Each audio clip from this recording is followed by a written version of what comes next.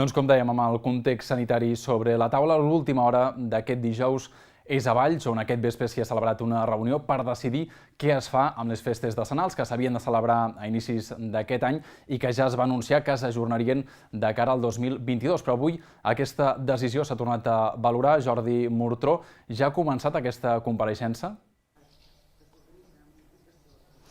Doncs sí, acaba de començar aquesta compareixença després d'aquesta reunió entre la Fundació Decenals i la taula de coordinació per explicar que les festes decenals es celebraran l'any que ve, 2022. Aquesta és la decisió que s'ha pres en aquesta reunió que ha començat a les 7 de la tarda al Convent del Carme.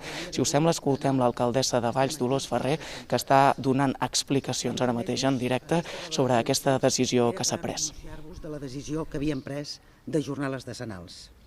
Aleshores, si us recordeu, us explicàvem l'escenari d'incertesa en el que ens trobàvem. També que era una decisió col·legiada, que havíem pres conjuntament els caps de les comissions de participació i la Fundació de les Decenals. I destacàvem que era una decisió que preníem per responsabilitat, però que també ho fèiem amb tristesa.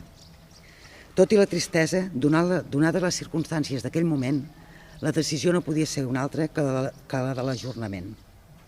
De fet, ara, vist en perspectiva, crec que tots coincidim que va ser la millor decisió que vam prendre.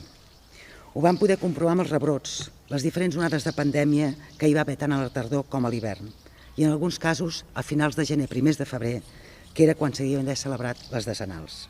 Per tant, una decisió que vam prendre amb tota la tristesa del món, però sens dubte la decisió que tocava.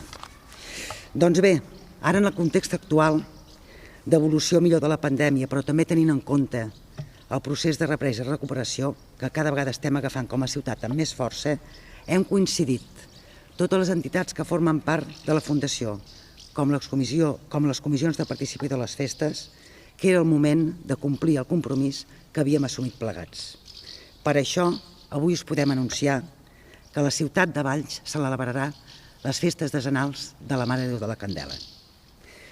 Que d'aquí a 7 mesos, entre finals de gener i principis de febrer, Valls celebrarà les seves festes més grans, les decenals del 2021 més 1.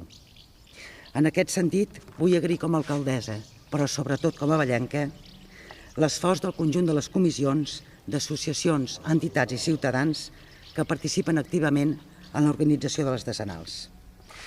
Sé que no va ser fàcil l'ajornament, que aquest any s'han hagut de continuar fent els treballs d'organització en uns moments de situació difícil i d'incertesa.